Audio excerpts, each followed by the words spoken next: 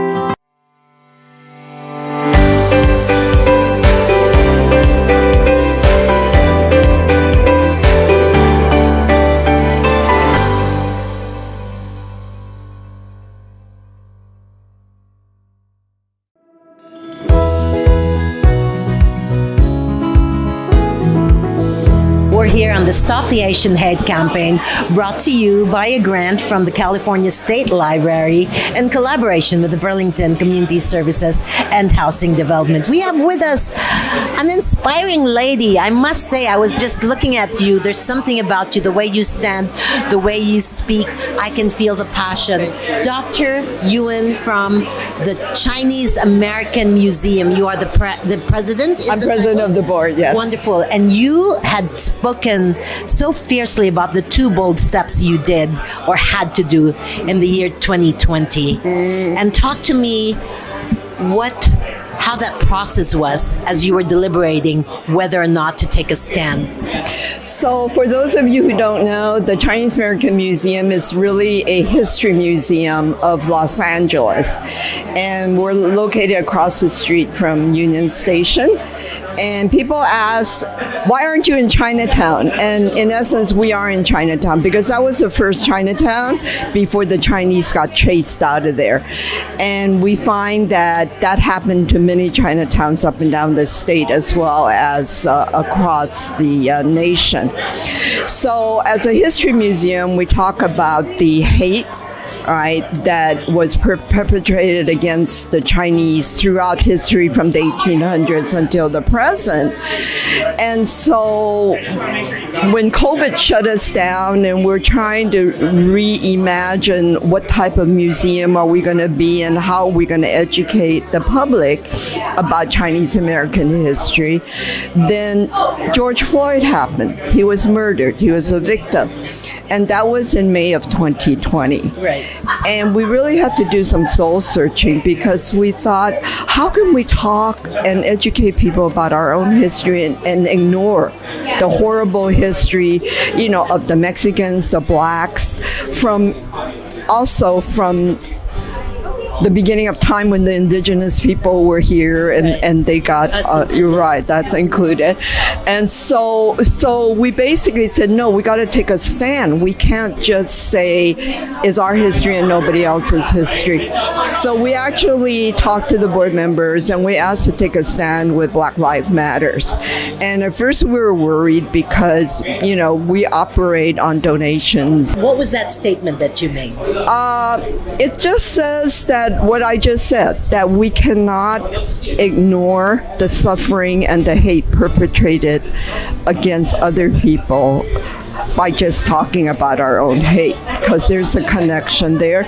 So we basically, the statement was declaring our solidarity behind not only the African Americans, but all disenfranchised people of color throughout history. Right. So that was our statement. The museum actually was the guilt trip of assembly members back in the 1970s, where as the only remaining building left where Chinese used to live in the 1800s, and also the place where 18 Chinese were murdered in 1871 during the Chinese massacre.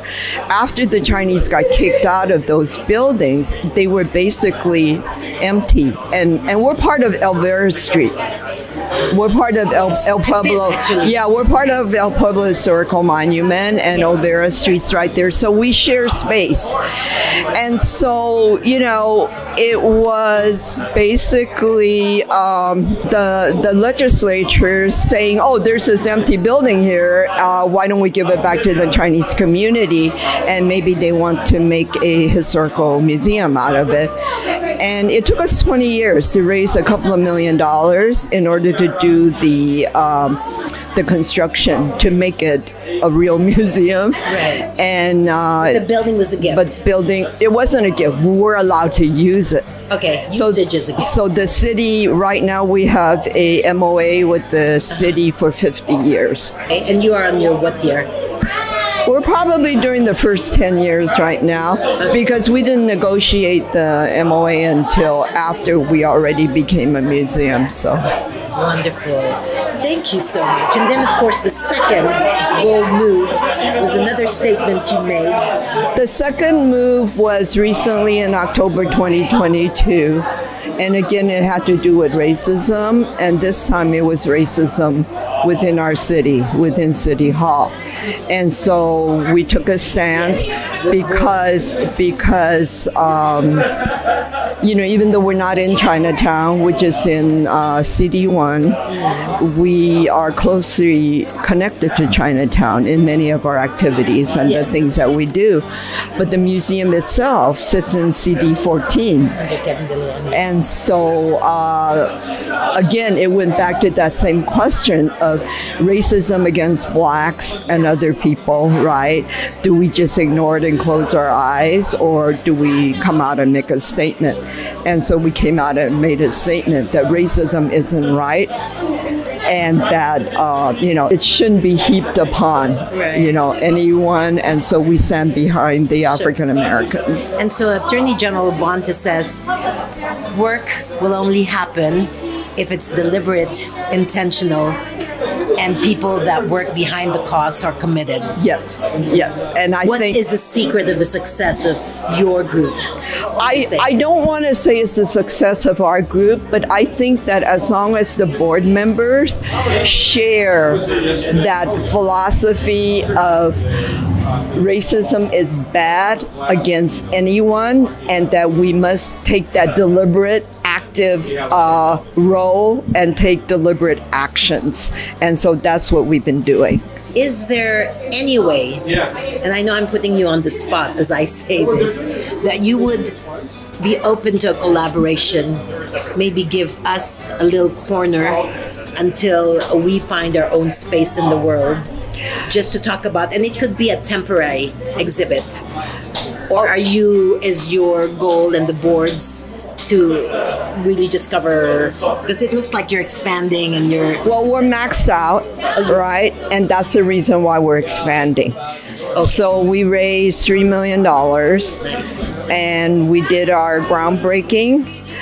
But there's plans already in terms of how we build out. Okay. But I think we're always open to exhibition collaborations, and that's why we're expanding, because we maxed out on our changing exhibits. Nice. And so we have 5-year plan, 3-year plan, and we're always open to collaborating with our communities. Okay, wonderful. That gives me hope. Yes. And they said everybody should be tethered on hope. Yes, As they say. exactly. So, Doctor, you will hear from me if you don't mind.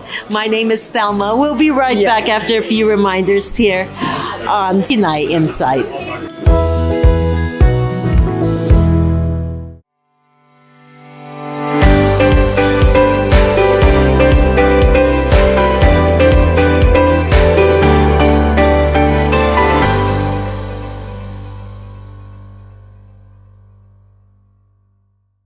Thinking of premeditated violence, perhaps even of killing someone? Your thoughts cannot be ignored or unheard. LifeTarget.org has links to over 400 services ready to help you now. LifeTarget can help you find a proxy, someone always there to help you overcome your thoughts of violence, anger, and hate. Don't let your negative emotions take control. Your loved ones and your community need the positive side of you. You're not alone. LifeTarget has your back.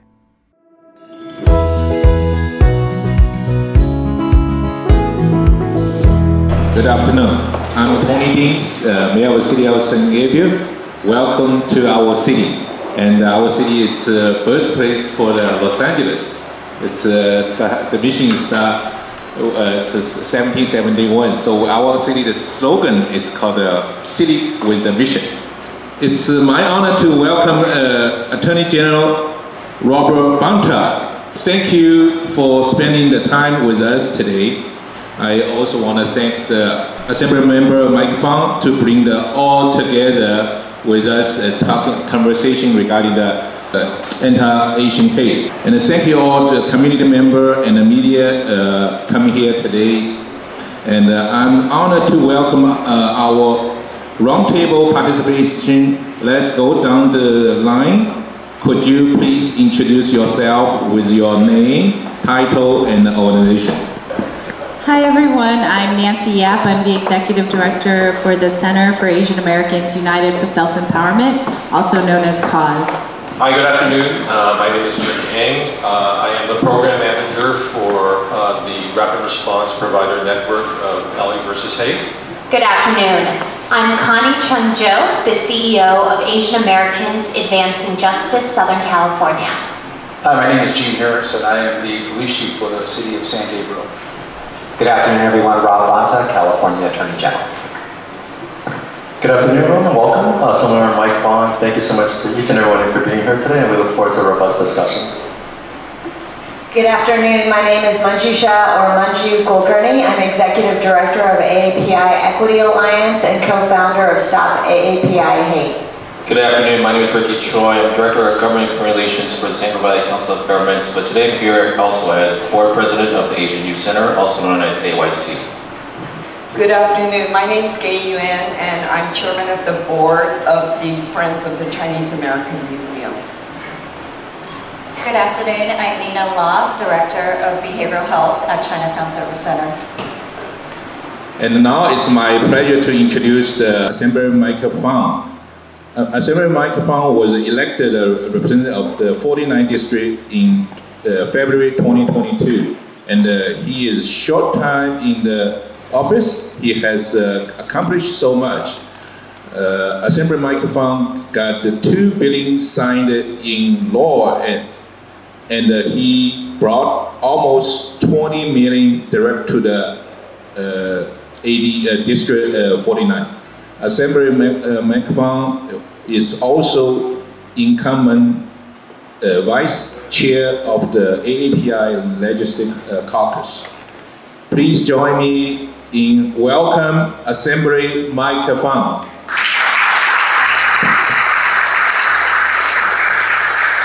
Program table part 3, we're going to focus on the past and our future.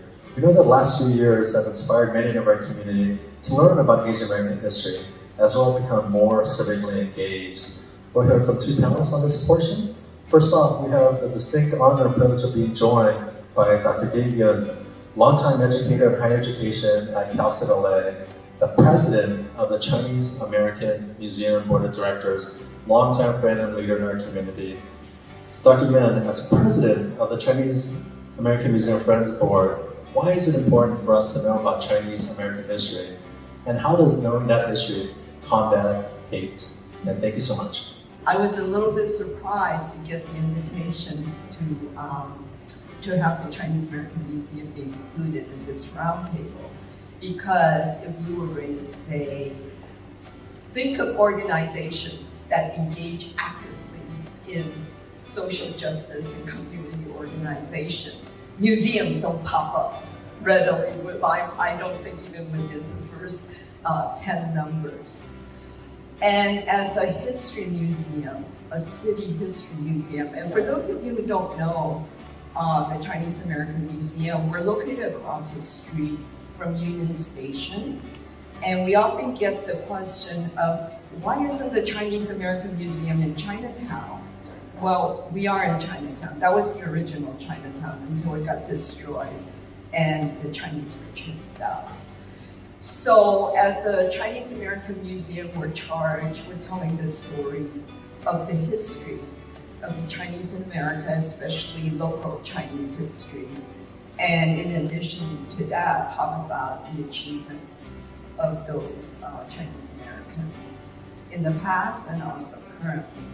And Rick had alluded to the aspects of history that we focus on most of the time. The Gold Rush, Angel Island, the massacre of 1871, which by the way happened right at our doorsteps at the museum, then led to the 1882 Exclusion Act. We also talk about the Vincent Chin murder of 1982. So these are the things that a museum does, right? We do exhibitions, we do programs, we do lectures for education. But something happened to us in 2020 that really changed the scope of how we identify ourselves as a history museum. Because when we were dealing in the depth of COVID, we also were trying to think of ways to make our museum viable to the community as we were shut down. And then George Floyd happened. And then the Black Lives Matter happened. And as a museum, we really had to do some soul searching.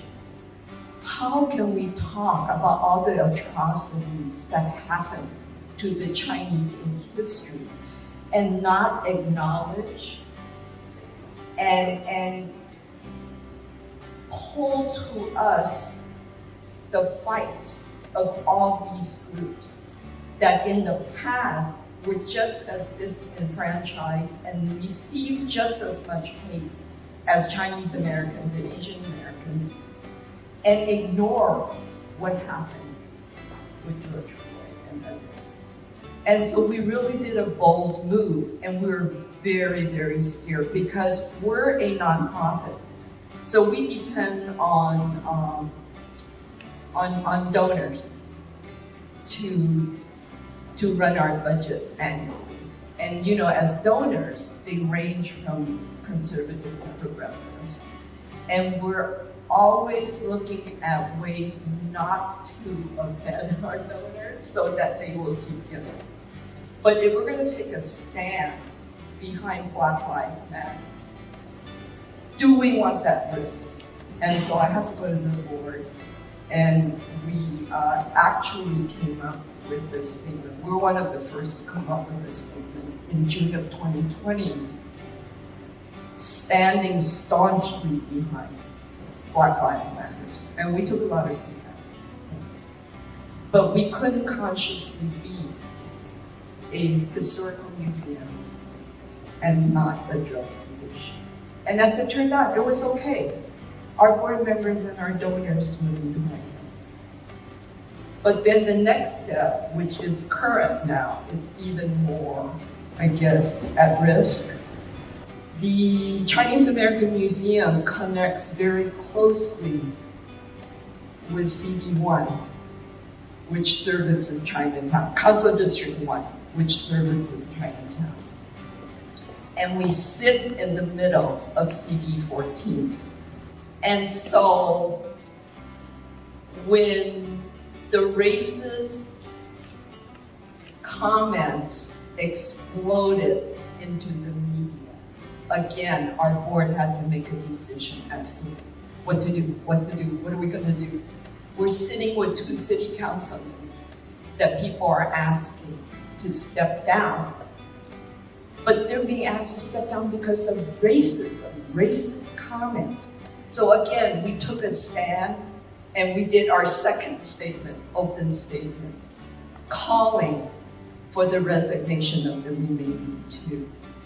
And so that kind of brought us to question not only our role as a museum, but also what does education mean in terms of for the future. I know we're running late on time, I'm going to stop here, but I think that education and the public domain in terms of what we as a museum is and should be doing, I think we're moving down the right path. And so I'm very proud of our board members, our supporters, our staff, and hopefully I'll still be here when all this blows over. Thank you. And our final panelist here today, we saved the best for last. All you guys are amazing. But Nancy is the Executive Director of the Center for Asian Americans United for Self-Empowerment, partnering on civic engagement initiatives. Nancy, thank you for everything you do to continue to get, for calling us for getting more members of the API community to be civically engaged, to vote, to understand our systems of power. Why is this important, especially as we move forward from the last few years? Thank you. I just wanted to say, one of the things, Attorney General, that you said is that our community is beautifully diverse. And with that diversity will come a lot of different kinds of solutions around stopping AGP. And those solutions will need funding, support, need voice, but they also need us to vote. They need us to navigate these systems of government. And they need us to also engage with our elected officials both locally, many of whom are here, and also statewide. And thank you for being here. And having elected officials who understand our communities, engage in our communities, helps us create these solutions together. But we have to be part of that process. A lot of us here not just believe that we have a voice as a community, but know that we have a voice as a community. So show up and vote. November 8th is soon, and it matters. And it will matter afterwards, and it will matter going forward as we continue to build, especially in San Gabriel Valley, where we have one of the largest Asian American and Pacific Islander populations, I would say nationwide. And so it matters because we're here. It matters because we know we have a voice. And it matters because we're here to collaborate with us and we know we can create something better and something that I know I've only dreamed of, my parents only dreamed of. So let's just make it. So thank you for being here and thank you for having me. Thank you so much, Nancy. Appreciate you. Thank you for your leadership and efforts. We have a Basic Cause leadership program and they're mentoring the next generation of leaders in our community. I'm very proud to be joined by our interns, Amir, Sydney, and Brandon. Thank you guys for being here as well. They're the next generation leaders and hopefully future cause leadership graduates as well. And thank you so much to each and every one of you for being here today. We're so grateful to all of our panelists for a productive and very insightful conversation. All these panelists are amazing. Please make sure you meet them after this. We wrap up the session in a couple minutes. We know that in order to continue to address hate, we must address structural racism. And doing so requires long-term investment and hard work, as well as coalition building amongst diverse communities, especially in these very, very challenging times. And that is what we're here to do, to continue to amplify the voices and to build coalitions. As the incoming Vice Chair of the Asian American and Pacific Islander Legislative Caucus for the state legislature, I look forward to working with my colleagues in the legislature, our statewide leaders, including the Attorney General, Rob Bonta, and community leaders like each and every one of you out here today, to continue to find long-term solutions and to continue to build a more inclusive California.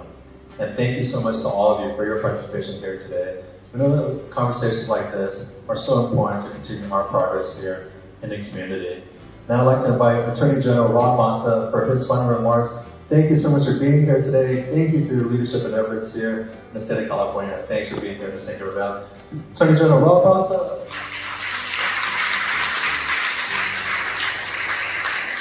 Well, thank you. I just want to express my appreciation, my gratitude for the opportunity to be here with all of you, to sit and have dialogue and conversation with this incredible group of leaders. I came here to listen and to learn, and I learned a lot to be inspired about in terms of the work that's being done on the ground.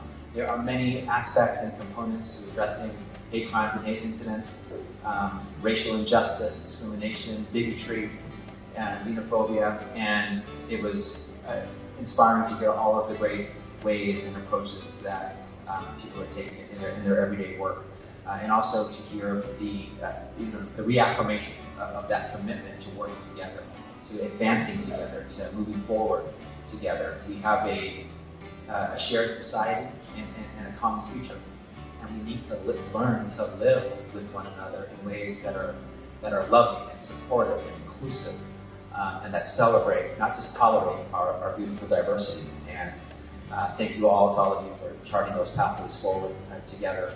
It takes intentional, deliberate work to get there, and you're doing it. So I appreciate all of that incredible work being done here. I just want to end by saying this. Again, this work is something that we do together at the California Department of Justice. We're committed to supporting others who are occupying space and getting the job done, to be the best partner that we can be, to uplifting the values and communities that we all care about so dearly, and to sharing those values together, and to having your back and being by your side. So much work ahead, but let me again just take the opportunity to say thank you for everything that you've done, and in advance everything that you're going to continue to do. Thank you. Thank you so much again to our Attorney General, to all our panelists. We're going to take a quick photo now, and we'll get around for any questions. Thank you so much.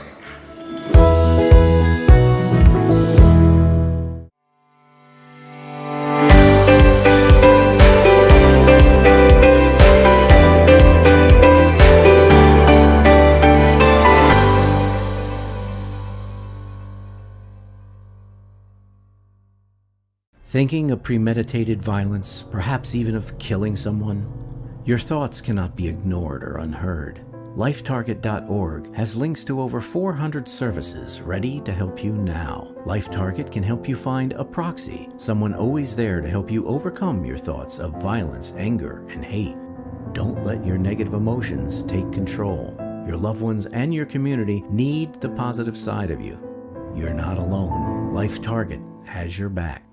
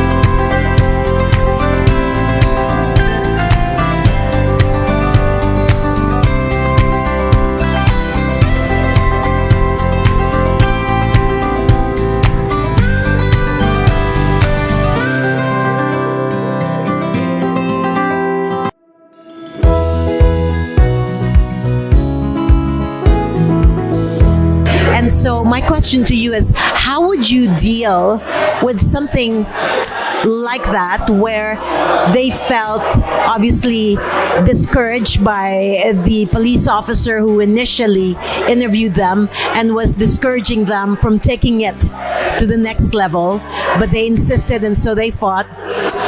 They really feel they have not gotten much from the consulate office, unfortunately, in terms of assistance and support.